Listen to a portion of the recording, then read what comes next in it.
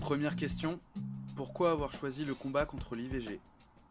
C'est l'avortement est l'acte le plus révolutionnaire qui soit, le plus cruel, le plus dommageable qui soit, et à tout point de vue.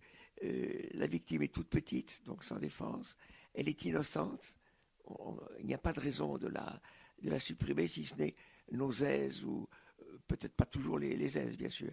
Ça peut être une détresse, bien entendu, aussi. Mais je dirais, la victime est sacrée, en quelque sorte. Et là, on peut la comparer presque à la mort, à une crucifixion, en quelque sorte. Le Seigneur était parfaitement innocent, mon Dieu, Dieu sait, et ceux-là non plus n'ont rien fait, n'est-ce pas? Ils sont bien de la race humaine, mais ils n'ont rien fait. Donc porter atteinte à ces petits, c'est porter atteinte à Dieu lui-même et à Dieu incarné. C'est une chose insupportable. Vous vous définissez comme étant médecin et catholique. Ah, je suis catholique. Ça, je veux dire, c'est un peu le fondement de tout ça. C'est que, donc, c'est le Dieu d'amour et de vérité, euh, incarné. Enfin, il n'y a pas, je pense, de religion plus belle que celle-là. Précisément, nous allons fêter Noël. Alors là, c'est une merveille, n'est-ce pas? euh, Noël a été précédé 9 mois avant de l'Annonciation, le 25 mars. Et enfin, nous allons fêter cet événement euh, remarquable, car Dieu a créé, mais il a aussi recréé. Et ça, c'est assez étonnant. Alors, médecin, ah oui, j'ai toujours, par goût, j'ai un goût des enfants, ça c'est certain. Mais comme médecin, bien sûr, j'étais pédiatre. Je suis resté 6 ans en Afrique noire, à Abidjan. J'étais responsable d'un service très actif, disons, vraiment très actif, mais très intéressant. J'ai aussi beaucoup appris. Pouvez-vous présenter votre association SOS Tout Petit pour celles et ceux qui ne la connaîtraient pas encore? On existe depuis, on a fêté notre 27e anniversaire le mois dernier. L'association a été fondée, enfin je l'ai fondée en octobre, fin octobre 86, à la Pitié-Salpêtrière, où j'étais à ce moment-là chef de travaux. En 86, oui, je crois que j'étais chef de travaux. Ah oui, depuis déjà une dizaine d'années. Euh, et je m'occupais de malformations cardiaques. Je travaillais sur le cœur d'embryon de poulet. Et donc, vous voyez, je m'intéressais non seulement au tout petit, mais encore à l'embryon. Et là, je travaillais sur le cœur d'embryon de poulet. Enfin, bon, je me sens donc proche de la petitesse, et c'est évidemment très intéressant. On prend les choses au début, si vous voulez. Voilà.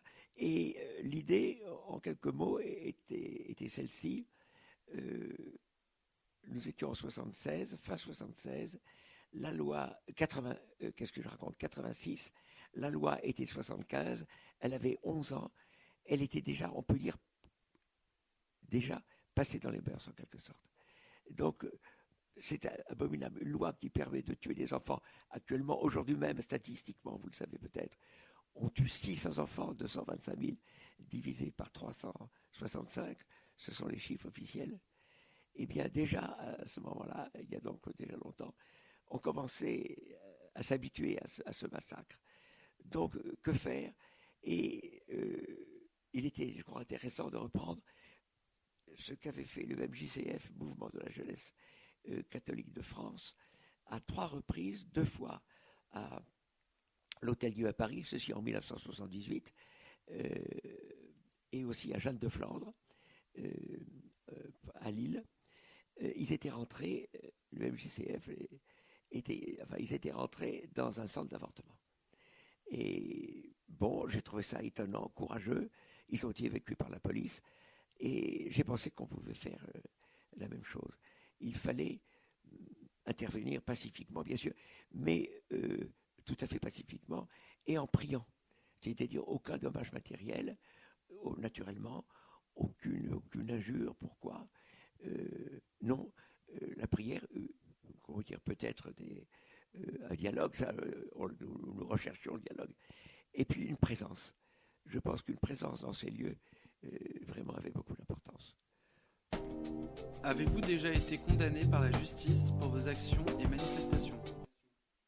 Ah, nous avons été condamnés, je ne sais pas combien de fois, mais vraiment de nombreuses fois, et parfois à des sommes élevées. Je vous dirais 210 000 francs à Rennes, à l'époque c'était des francs, 170 000 à Caen, je crois 120 000 à Versailles, et encore bien d'autres choses. En tout, il aurait fallu payer, je ne crois pas qu'on ait tout payé, parce que certains étaient insolvables, et ceux qui n'étaient pas solvables, on pouvait les aider, si vous voulez. Mais l'État, finalement, ne réclamait rien de personnes qui touchaient le SMIC. Enfin, donc, mais la note était élevée, 850 000, 900 000 francs. Enfin, c'était vraiment élevé. Et pourquoi? Eh bien, tout simplement parce que le décret apparu le 27 janvier 1993, loi Neyertz, donc prise au Parlement, eh bien, nous étions poursuivis pour délit d'entrave à IVG. Ils avaient créé un délit parce qu'ils ne pouvaient pas nous attraper, donc, parce que nous ne faisions rien de répréhensible, n'est-ce pas? Si ce n'est entrer dans un endroit public, c'était public, c'était même pas privé, nous restions dans le secteur public, eh bien, ils ne pouvaient pas nous saisir pénalement, il fallait donc créer un délit. Mais quand on y réfléchit, c'est très étrange, délit d'entrave à IVG, si IVG veut bien dire, et il veut bien dire, hélas, ce qu'il cache, c'est-à-dire un meurtre, un crime abominable, interruption, ce n'est pas ça, c'est un arrêt définitif. Donc on cache la vérité. Et alors, un mensonge, un premier et un deuxième encore plus grand, c'est-à-dire qu'il y a faute grave à empêcher un meurtre sur un innocent. C'est extraordinaire, c'est un retournement de la juridiction, enfin, de toutes les lois françaises. Il y a une loi qui vous poursuit pour non-assistance à personne en danger. Et là, précisément, l'enfant est en grand danger. Et bien souvent, on entendait d'ailleurs le bruit de la pompe, c'est-à-dire l'aspiration qui était en train de se faire, je ne dis pas sous nos yeux, mais derrière la porte, nous étions proches d'elle, car nous rentrions nous aussi dans les centres d'avortement. Nous sommes rentrés plus de 100 fois. Et c'est la raison pour laquelle c'est paru insupportable, et ça je le comprends d'une certaine façon, aux gens qui, évidemment, pratiquaient ces horreurs. Nous sommes rentrés dans les centres d'avortement, nous avons été fortement pénalisés, tout le monde nous a dit, aussi bien les passants que ceux que nous visitions, je dirais, de façon peut-être un peu abusive, je ne sais pas, les juges, tous nous ont dit, écoutez, dans la rue, là, il y a la liberté, elle est inscrite comme absolue liberté d'expression dans le droit français, dans la Constitution, et donc, allez dans la rue, là, vous ne serez pas... vous serez accepté, enfin, n'allez plus dans les centres d'avortement, mais allez dans la rue, c'était ça. Mais vous pensez bien, dès que nous sommes apparus, dès qu'on a fait une déclaration de manifestation, nous avons été presque aussitôt, je crois, interdits. Oui, c'est vous dire la liberté qui règne en France. Alors juste une première fois, on peut parler de cette première et celle qui va arriver. La toute première, on avait déclaré en Seine-Saint-Denis, à Bobigny, nous devions aller à une maternité terrible d'ailleurs, entre guillemets, maternité, mairie des Lilas, clinique des Lilas. Et donc, nous sommes interdits, on l'apprend quelques jours avant la manifestation. On n'était pas habitué à ce genre de cet événement qui nous tombait dessus, on ne savait pas exactement. On y a été à quelques-uns, à 2 ou 3, pas plus. On dit interdit, on n'y va pas. Et quand nous avons pris le métro, quand nous avons voulu sortir du métro, avant même de sortir du métro, car le métro était proche de la maternité, déjà on entendait des cris.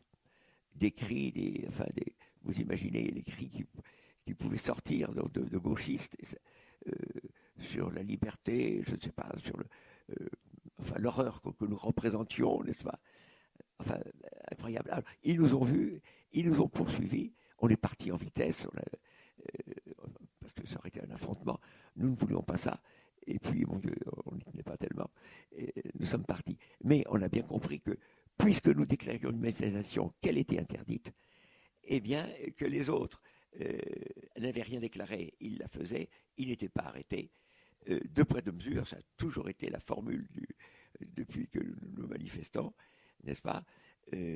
Rien contre les gauchistes, tout contre nos manifestations.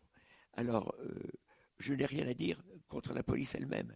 ce sont des gens tout à fait respectables, qui font leur métier aussi bien que possible, un métier qui n'est pas facile. En plus, je crois qu'on leur facilite la tâche, dans ce sens que nous sommes tout à fait pacifiques. Arrêter un gauchiste, on a quand même assisté une fois à ça. C'est impressionnant. Ils sont 3, 4 sur le gauchiste qui s'agitent dans tous les sens. N'est-ce pas, aussi bien du tronc que des membres, de la tête et tout ça. Ah, c'est compliqué. Nous, on se faisait arrêter pacifiquement. Donc, nous sommes interdits pour la 15e fois à Paris. Oui, ils ont pris l'habitude. On avait été arrêtés 5 fois à Versailles, 2 fois à Toulouse, vous voyez, c'est des choses comme ça, 1 fois à Lançon, 1 fois à Marseille. Enfin, vraiment, ils prennent plaisir en quelque sorte. Et puis, ils nous avertissent quelquefois très tard. La dernière fois, on a été interdit la dernière fois, le 16 novembre, on était avertis dans la nuit de vendredi. Or, la manifestation à Lyon pour faire un référé. On n'avait pas le temps. Et donc voilà, c'est cette façon de faire, n'est-ce pas? Ils nous rejettent.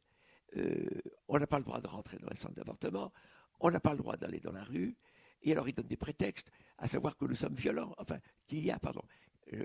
soyons plus justes, il y a un risque de violence, et c'est vrai qu'il y a un risque de violence, ça c'est exact, mais elle n'est pas de notre fait, elle est du fait des gens en face. Nous sommes pacifiques, nous prions dans la rue, le combat est eschatologique, de Dieu contre Satan, la prière est indispensable. On ne va pas donc être violent, c'est pas possible. Et on a été interdit, plus exactement, je téléphone mercredi dans l'après-midi à la préfecture. Alors, je demande un rendez-vous, comme nous faisons l'habitude, pour la signature de la déclaration. Ils me disent, écoutez, on n'a pas encore fixé le jour, et puis à ce moment-là, il vient d'arriver un arrêté d'interdiction. Et puis alors ensuite, alors moi je pensais que c'était ferme, mais on ne peut rien décider avant d'avoir le papier sous les yeux, dans la main. Et alors, hier c'était à l'étude, alors ils nous mènent un peu en bateau, ils nous poussent, vous voyez, vers le vendredi soir, mais je ne sais pas, il faut que je m'informe qu'est-ce qui a été dit ce matin.